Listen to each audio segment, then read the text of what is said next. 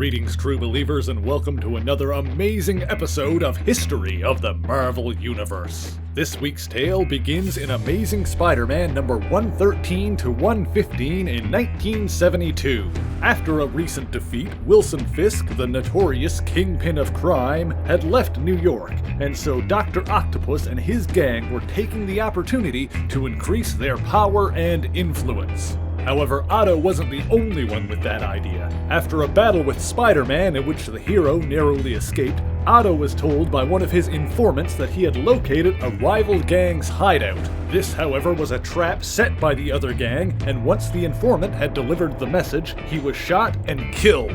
Yes, the leader of this gang was making his own play for power, and his men had already been in conflict with Octavius's before. However, it seemed Dr. Octopus suspected a trap and was prepared. When he arrived at the specified location, he single-handedly defeated the men waiting to ambush him. Shortly after, Ock encountered Spider-Man once again. This time, despite being in a weakened state, Spider-Man was able to summon enough strength to defeat the villain. However, as soon as he did, Ock's rival arrived on the scene and introduced himself as Hammerhead. The reason for his moniker became apparent when Hammerhead charged at Spider-Man. Spidey punched forward, his fist striking Hammerhead's steel skull, doing more damage to himself than the villain. Hammerhead attempted to finish Spider-Man, but Doc Ock woke up and attacked, the mobster's shot merely grazing the hero, knocking him out. Both sides intended to pit Spider-Man against the other somehow, and so while Octopus retreated, Hammerhead took the unconscious Spider-Man back to his headquarters. Here, he explained his origin. We looked back several years. A lone gunman lay beaten and bleeding in an alley beneath a poster for a movie about Al Capone's mob. It was unknown why the man was so savagely beaten, but he was found by a discredited surgeon named Jonas Harrow. Harrow took the man and used his body for one of his surgical experiments, working tirelessly to replace the gunman's shattered skull with an unbendable steel alloy. While Harrow worked, his subject dreamed, his mind filled with the images of the final thing he saw during his last moments of consciousness, the poster depicting the crimes of 1920s mobsters. When the gunman awoke, whoever he was no longer mattered. Now, he was simply Hammerhead. Of course, Spider-Man escaped Hammerhead's stronghold to resume his fight against both of him and Dr. Octopus. Meanwhile, Hammerhead and Ock continued to be bitter rivals. For example, when Dr. Octopus nearly married Aunt May in order to obtain a supply of uranium from a Canadian island that May had inherited, it was Hammerhead who broke up the ceremony. At the end of that battle, both Ock and Hammerhead were seemingly killed when the island erupted into a nuclear explosion because of their battle.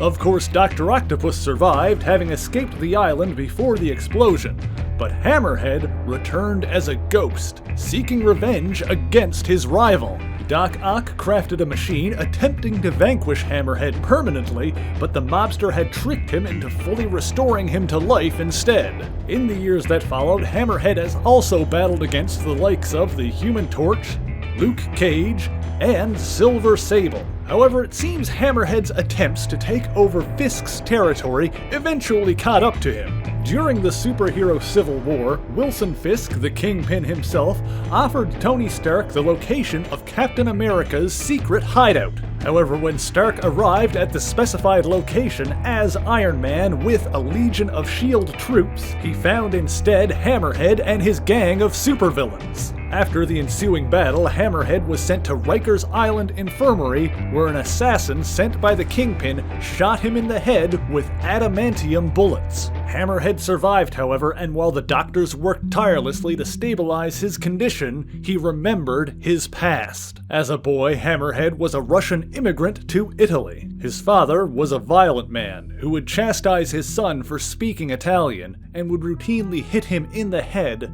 with a hammer. The scars resulting from such abuse is how Hammerhead first earned his nickname from the other children at school. It seems the apple didn't fall far from the tree, however, and after Hammerhead took his revenge by beating to death the students who mocked him, he was recruited into the Italian Magia. Hammerhead kept his true nationality a secret, only ever speaking Italian, up until he was part of a job extorting protection money from a Russian mechanic.